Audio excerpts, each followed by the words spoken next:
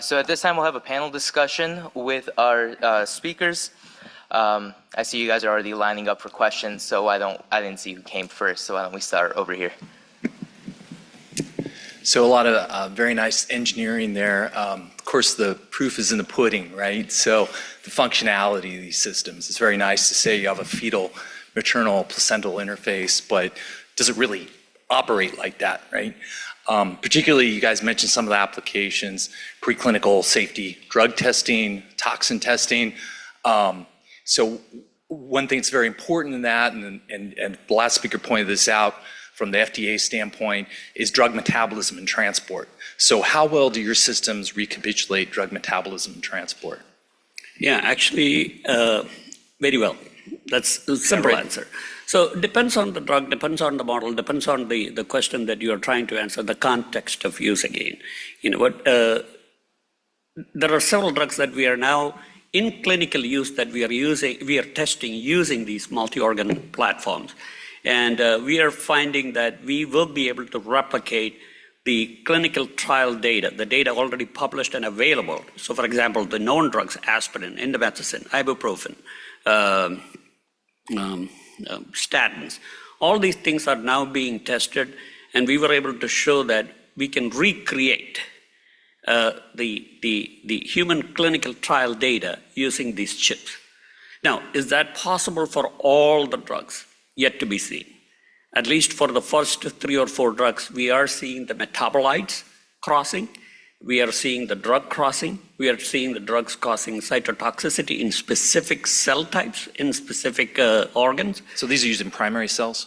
These are immortalized cells. These are all immortalized cells. So yes, you can replicate the Cytochrome P450 and transporter expression profile in immortalized cells? Yes. Yeah, so that's also being published. And during that process of publishing, looking at the Cytochrome P450 expression in the placental chambers, placental cells, we were able to show that the fetal membrane also expressed the exact same cytochromes. So if you think about the field, we only think placenta as the barrier for drugs. It's not true. Fetal membrane is an equal transporter of drugs to the fetus, from the mother to the fetus. So that was actually discovered when we were doing these trials using these chips.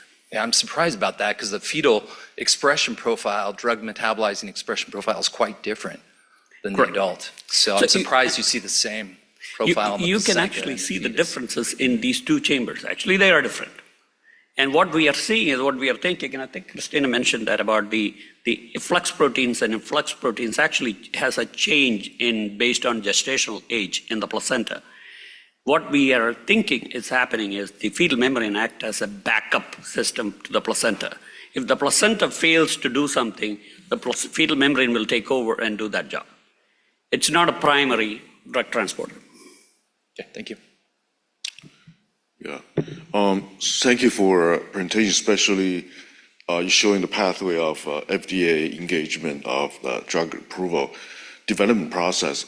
My question is focusing on the drug safety aspect. You know, I see this is kind of organ-to-chip technology is really good to testing compounds or say drug safety issues. You know, there's so many existing drug compounds where in the existing drugs, they don't have enough labels in pediatric maternal population, right?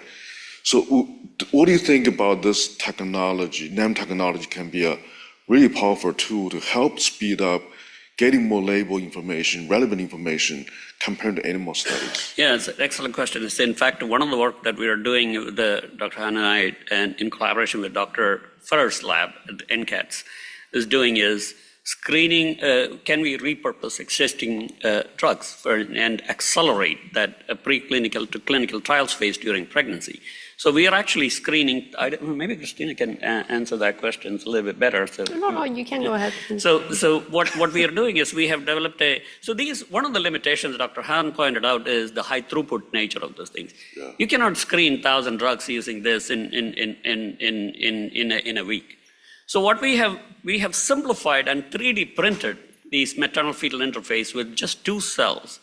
And so that's in a 96 well format, or maybe you can scale it up to a 384 well format. And these NCATS have libraries of drugs that are available. So what we are doing is we are now using these 3D printed maternal-fetal interface and using the high throughput platform, we are screening all these thousands of compounds. And from those screening, we will select the top 10 or 20 that are really making sense, that it and potentials to go forward.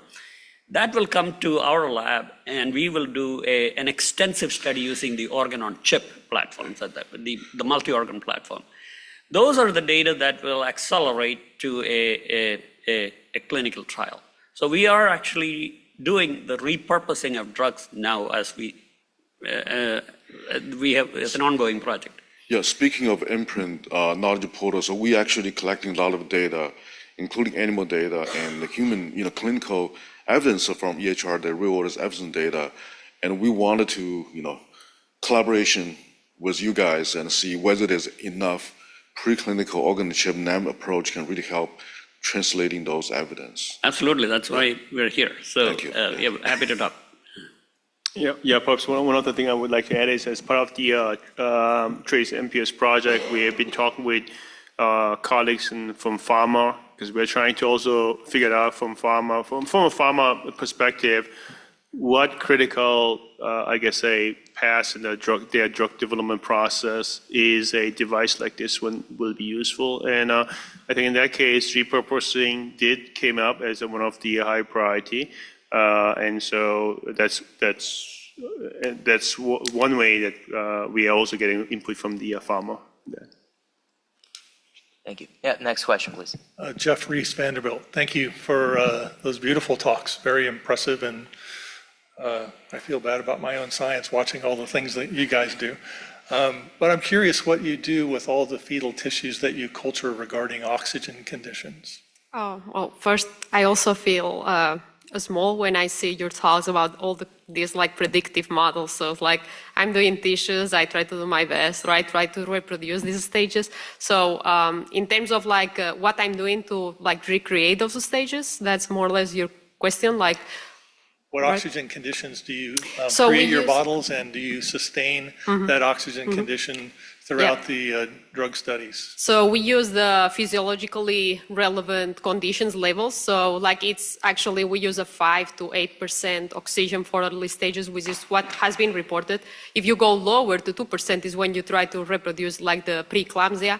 So if you try to do like pathological hypoxic conditions is when you will go through, but we do physiologically relevant levels, which is 5%. And then for the latest stage, we use the normoxia, like the traditional normoxia, trying to like develop, because it's when like you change from like histotrophic nutrition all the way to hematotropic nutrition, because in the placenta, when the first stage is when still you are getting the nutrients and the poor oxygen from like the same tissue, the decidua, like the glands nutrition, versus the later stages that already is like you have the free access to the oxygen from the mother and the normal levels. That's why we try to like recreate that. And in terms of like the other like conditions in the media, that's something that right now I cannot discuss because it still is in publishing phase. So I cannot give you more insights on that side, but hopefully soon you will see that published. Dr. Reese, I think that we are also, I mentioned to you about the 3 trimester specific placenta that we have developed. We're also trying to modify that chip with the oxygen sensors. So we can actually, the first trimester is a hypoxic chip actually. So, but we do not have a direct measure of what the oxygen level is, that although we are culturing them in a hypoxic environment. But what now Dr. Han's group and other groups are actually trying to put a sensor on this chip so that we can actually directly monitor the oxygen as well as the cytokine levels. There are sensors that can actually lifetime monitor, real-time monitoring of cytokine measurements. So these chips that I showed today are not that sophisticated yet, but that is the next phase. That is already, we're working on that. I think the simplest thing you could do is just take a blood gas measurement of the media when your cells are growing in a hypoxic environment and read out the partial pressure of oxygen in the culture media where your cells are growing. That'd be very straightforward. It doesn't even have to be a real-time sensor that you invent, and just do blood gases and see. I mean, even in late pregnancy, the fetus exists in an environment where the partial pressure of oxygen is 25 to 30 torr. So it's still a very hypoxic environment. So I'm not sure about the need to shift with advancing gestation, but I just worry that people put them in normoxia, but 21% oxygen in culture media gives you a partial pressure O2 in the 150 to 200 range. So you're absolutely it's right. not physiologic if you're in room air. Yeah, you're right. I mean, the reason why we're putting the sensors so we can have actually this linked up to a computer so that you can actually have the monitoring system going on. You don't have to open the incubator and measure this each and every time, which is likely leading to contamination. So we are avoiding all that complexities involved in what you just said. So the sensors will help us monitor. You can sit in your office and see whether these oxygen sensors are behaving well, the cells are doing well. Just sitting in your office, you can monitor them. Thank you very much. Do we have time for one more? So we have time for one more question before the break. Please. Sure. Thank you so much for that insightful talk. So I want to understand have you validated FcRn concentrations then in that fetal maternal membrane, because it plays a very important role with transport of biologics and even endogenous IgG.